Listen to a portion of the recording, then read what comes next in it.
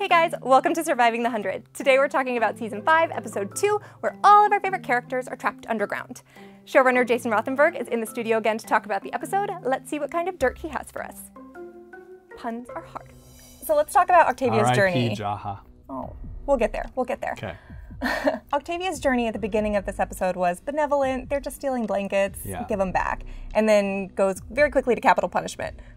What in the world is that journey like, going from one extreme to the other? Yeah, I think it was, when you have a 5-year clock and you know that in 5 years the door is going to open and everything is going to be okay, we're going to come back up and live our lives, happily ever after. You can manage that. But then they discovered that the door is locked forever, potentially. They're stuck under there forever. That's when things start to spiral into chaos and madness and people start to behave badly.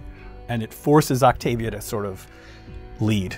She feels in the beginning like she did her job. She got everybody saved. She chose wisely in terms of, one crew of it all. Everybody got to bring people from their clan. And all she wants to do now is kind of train, and she doesn't want to deal with administrative bullshit.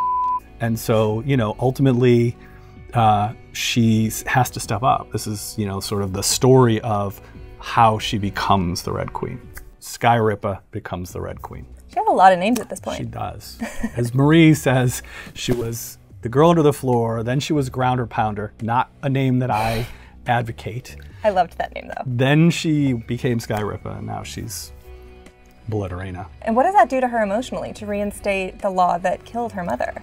What happens to her is she sort of subjugates her own feelings and emotions for her people, and she's going to sort of bear it all so that they don't have to. She's going to, make the hard decisions and sort of lead by brutal example. I mean, you'll notice in the beginning of 502, Nyla gives Octavia a book, Ovid, Metamorphosis, and it's a book of, Greek mythology, which is, something that her mother and Bellamy read to her when she was a child. And I actually think there's not quite a lot of gladiator stuff in it.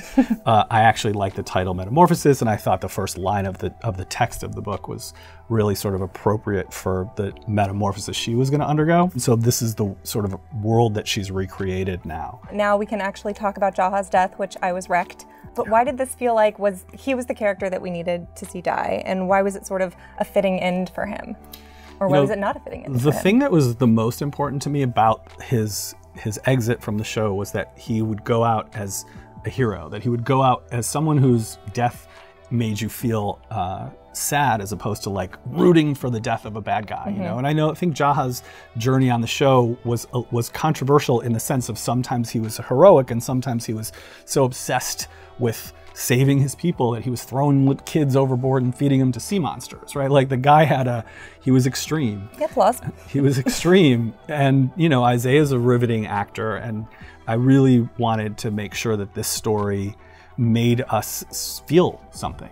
And I love the pairing of Octavia and Jaha, and I love the fact that Jaha gives Octavia the sort of final key to leadership that she's going to need going forward, and which is not necessarily a good thing, but it keeps them alive and it keeps them together, so that when that door opens, that could have been a concentration camp liberation. They could have all been wasted away and barely surviving. But when that door opens, jumping ahead, it's this sort of fighting force, this strong one crew that comes out that's, going to prove difficult for Dios's army to deal with.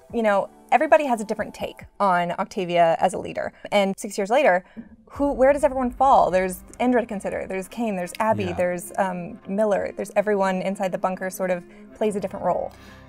Octavia earned her place, right? She earned her leadership position in Dial Die Merrily last season by winning the conclave.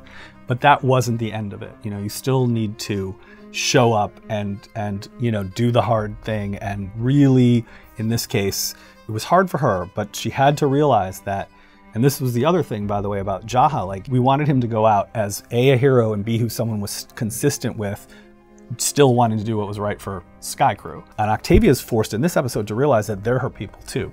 It'll be strange, again, when Bellamy sees her for the first time, and it'll be obviously strange for Clark when she sees her for the first time, but the people in that bunker are sort of holding the moral center, like Kane, for instance, who thinks she's gone too far. But for the most part, they are unified behind her. You know, 6 years later, is this fighting pit, is the purpose of it still to, you know, keep us alive? Or have the motives for it maybe morphed into something else? You know, I think it's part of it's entertainment, unfortunately. Part of it is definitely punishment. For me, it was important to try to like understand the origin of this thing.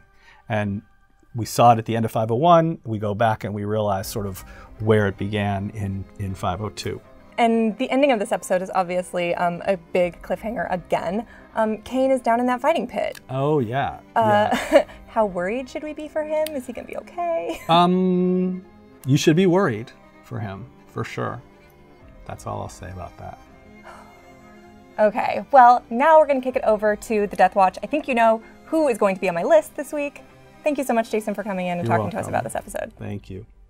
This week on the Death Watch, we have Cain and Indra. Starting with Kane, he left off in a super precarious position at the end of this episode. He was thrown into this gladiator pit, and for all that I love him, Kane isn't so much a fighter, he's a thinker. He thinks his way out of problems. I'm not sure he can take all the other gladiators in that pit. We can cross our fingers and we can hope and we can pray, but for now, he's on the Death Watch. Sorry, guys. Moving on to Indra. Indra's tried her best to help Octavia through this leadership transition, but at the end of the 6-year time jump, she did not seem super on board with the gladiator pits. You know one thing evil overlords do not like? Someone who doesn't believe in the cause. If Indra's loyalty is coming into question, she might be the next person on the chopping block, but we'll see. And that's it for Surviving the 100 episode 2. Thank you guys so much for watching, and make sure to tune in next week for more.